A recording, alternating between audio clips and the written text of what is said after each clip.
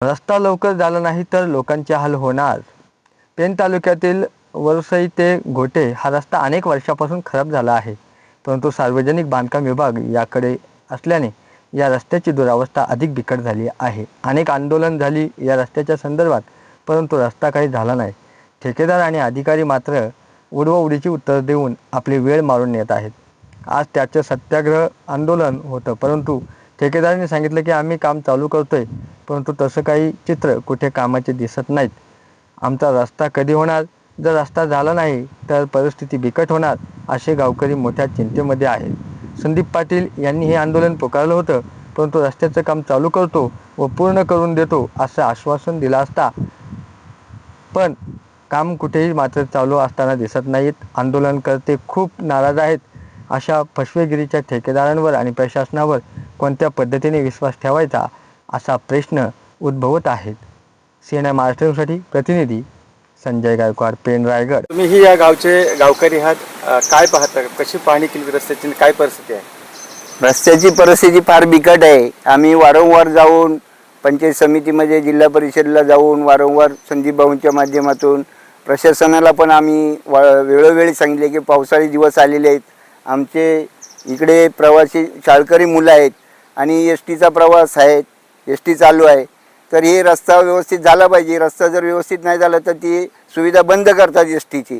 आमच्या मुलांना शाळेत जाण्यापासून 5 किलोमीटर वरसेला त्रास होतो आणि या रस्त्याची जी दुरावस्था झाली सगळ्या वाहनांसाठी किंवा माणसांसाठी सर्वांना ती घातक आहे. या आम्ही शासनाच्या निदर्शनास वेळोवेळी जाऊन प्रत्येक कार्यालयात जाऊन संपर्क करून दिलेला आहे, तरी आमच्याकडे कोण लक्ष देत नाही. अधिकाऱ्यांचं काय म्हणणं आहे? अधिकाऱ्यांकडे वारंवार आम्ही निवेदन मांडलेले आहेत, ते सांगतात करतो आम्ही करतो, फक्त आश्वासन देतात, बाकी काही नाही करत. आता जून आता जवळजवळ 18-19 जून आलाय, 20 जून आलाय, तरी लक्ष देत नाही. मग कधी बनवणार आहे? पावसाळ्यात आमची फार मोठी गैरसोय होणार आहे. काय नाव तुमचं? किसन मोरे. गाडी जाणार कशी? हा बरोबर आहे.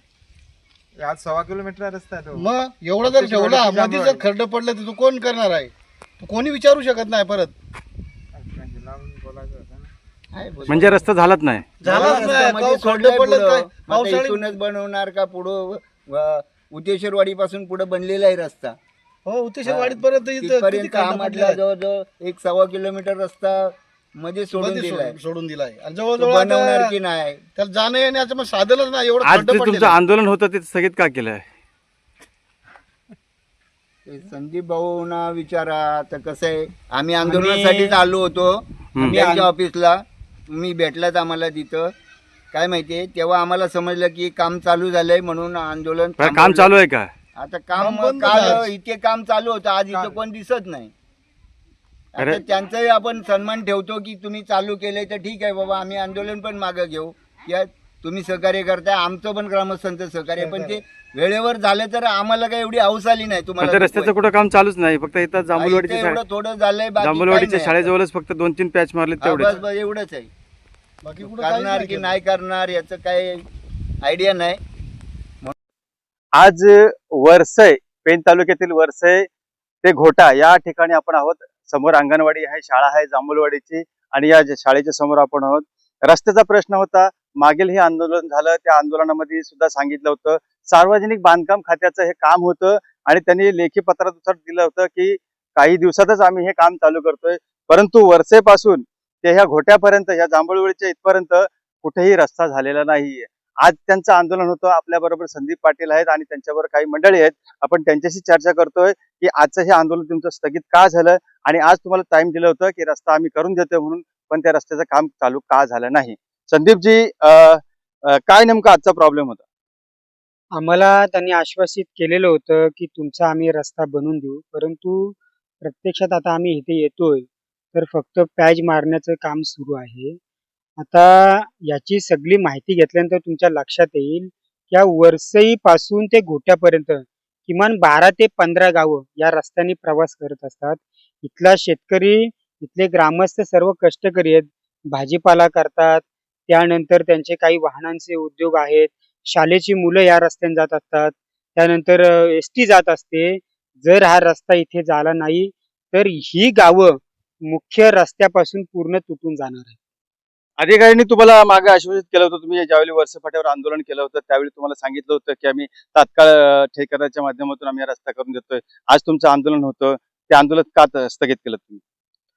आम्ही आंदोलन स्थगित केलं यासाठीच की आम्हाला प्रशासनाने सांगितलं की आम्ही हे रस्ते करतोय, परंतु येऊन बघितल्यानंतर आमच्या लक्षात येतंय की प्रशासन फक्त खड्डे भरण्याचं काम करतोय. प्रशासनावर कुठेतरी प्रेशर आहे आम्हाला असं दिसतोय. कारण या रस्त्याचा जो कॉन्ट्रॅक्टर आहे, या पेन विधानसभेचे जे आमदार आहेत रविशेठ पाटील, त्यांचा जो मुलगा आहे तो या रस्त्याचा कॉन्ट्रॅक्टर आहे. त्यामुळे हा कॉन्ट्रॅक्टरच काम करत नाहीत हे आम्हाला दिसतोय. आणि म्हणूनच मी नेहमी इथे सांगितलेलं आहे की आपण निवडून दिलेला जो प्रतिनिधी असतो त्यांनी जनतेची कामं करायची असतात, गरिबांची कामं करायची असतात, लोककल्याणाची कामं करायची असतात. पण निवडून दिलेले जर आमदार आणि त्यांची मुलं जर फक्त आपल्या मिळालेल्या सत्तेचा उपयोग जर ठेके घेण्यासाठीच करत असतील ना, अशा पद्धतीने जर लोकांची कामं होत असतील आणि मग लोकांनी जायचं कुणाकडे, हा सर्वात मोठा प्रश्न निर्माण इथे झालेला आहे. अं, संदीपजींचं म्हणणं आहे की ज्या ठेकेदारांनी काम घेतलं होतं ते काम त्यांनी अजूनपर्यंत चालू केलं नाही. काल त्यांना आश्वासन केलं होतं लेखी पत्राद्वारे की तुम्ही उद्यापासून काम चालू करतो. परंतु जांभूळवाडीच्या ठिकाणी आज आपण पाहता की हे इथंशी थोडंसं खड्डे म्हणजे पॅचेस मारलेले दिसत आहेत आणि फक्त शाळापासून म्हणजे तिथपासून ते जवळजवळ एक मला असं वाटतं 50-100 मीटरच्या अंतराजवळ कुठेतरी पॅचेस मारले जात आहे जे दिसत आहेत. परंतु आज त्यांचं काम चालू होणार होतं, पण ते आजही नाही. मी रायगड जिल्हा प्रतिनिधी CNN महाराष्ट्र न्यूज साठी संजय गायकवाड.